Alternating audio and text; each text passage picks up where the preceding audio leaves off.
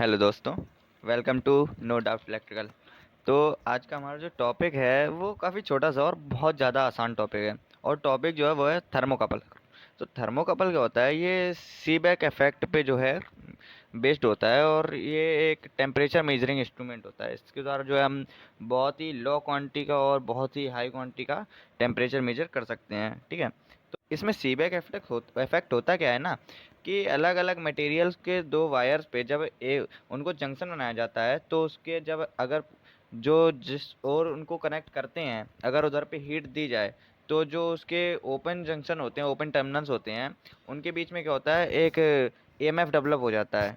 ठीक है। और वो जो होता है उसी नेचर में होता है जितना टेम्परेचर दिया होगा होता है। ठीक है। तो ये सीबेक इफेक्ट अपना होता है, तो इसी पे बेस्ड होता है अपना थर्मोकपल। ठीक है। तो थर्मोकपल में करते हैं क्या है ना, दो अलग अलग मटेरियल के वायर लेते हैं और उनको कनेक्ट करके एक तरफ जंक्शन बनाते हैं। ठीक है। जिसे हम हॉट जंक्शन या फिर सेंसिंग जंक्शन कह सकते हैं। और इस ओर क्या करते हैं, हीट देते हैं जिसको हमें मेजर करना होता है। और दो जो ओपन टर्मिनल्स होते हैं उनके वो हम कनेक्ट करके आपस में बीच में उनके एक वोल्ट मीटर लगा लेते हैं, मिली वोल्ट मीटर लगा लेते हैं, क्योंकि बहुत ही कम वैल्यू में जो है वोल्टेज डेवलप होता है। और वो जो जंक्शन कहलाता है ना, ये जो ओपन टर्मिनल्स का जंक्शन होता है, इसे कोल्ड जंक्शन या फिर रेफरेंस जंक्शन जंक्शन कह सकते हैं। इसको नॉर्मल रूम टेम्परेचर पर रखा जाता है। ठीक है। और जब इसमें हीट दी जाती है, तो जो हीट होती है इसी के नेचर में जो है, इसी के डायरेक्टली प्रोपोर्शनल में एक मिली वोल्ट मतलब बोल सकते हैं ईएमएफ डेवलप हो जाता है, जो कि बहुत कम वैल्यू में होता है, जिसके मिली वोल्ट मीटर से मेजर कर लेते हैं। ठीक है। और ये इन जो दोनों एक ही नेचर के होते हैं और सेम नेचर की वजह से इसे हम कैलकुलेट करके मेजर कर लेते हैं आराम से। ठीक है।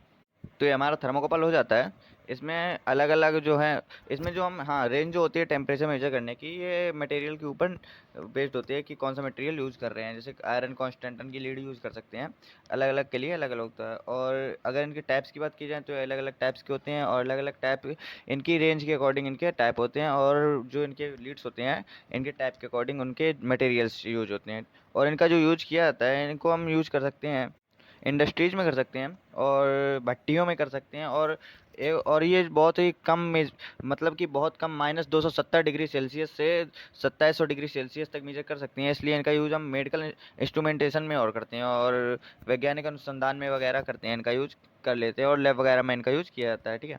तो ये हमारा थर्मोकपल हो जाता है कंप्लीट यहाँ पे। और अगर इनके डिसएडवांटेज की बात की जाए, तो इनका डिसएडवांटेज ये होता है कि ये जो है हाँ हाई एक्यूरेट नहीं होते हैं एकदम से, मतलब कि ये बिल्कुल करेक्ट वैल्यू नहीं दे पाते हैं किसी भी टेम्परेचर के मेजरमेंट की। इसके अलावा जो इनके सिग्नल होते हैं वो लीनियर नहीं होते हैं पूरे तरीके से, थोड़े मतलब कि वेरिएबल में मिलते हैं, लीनियर पूरे नहीं मिलते हैं। और एक मेन और प्रॉब्लम है कि इनमें जो है कोरोजन बहुत आसानी से हो जाता है, तो इसके ये डिसएडवांटेज हो जाते हैं। अगर इनकी क्लासिफिकेशन की और बात की जाए, तो इन्हें हम बेस मेटल थर्मोकपल और नोबल मेटल थर्मोकपल में डिवाइड कर सकते हैं दो तरीके से। ठीक है। और ये अलग अलग टाइप के होते हैं दोनों में। तो जो निकेल अलाउ से बने होते हैं, तो उन्हें क्या कहते हैं, उन्हें बेस मेटल थर्मोकपल कहते हैं। ठीक है। तो इनमें कौन कौन से आते हैं, इनमें अपने टाइप जे, टाइप के, टाइप ई, एन, ये सब इसमें आते हैं। ठीक है। और अगर दूसरे नोबल मेटल की बात करें, तो इसमें हमारे टाइप बी, टाइप आर और टाइप एस थर्मोकपल आते हैं। इनको ज़्यादा डीपली इनमें नहीं पढ़ना है। एंड जो प्लेटिनम एलॉय से बने होते हैं उन्हें क्या कहते हैं, उन्हें नोबल मेटल थर्मोकपल कहते हैं। ठीक है। तो ये हमारे थर्मोकपल हो जाते हैं।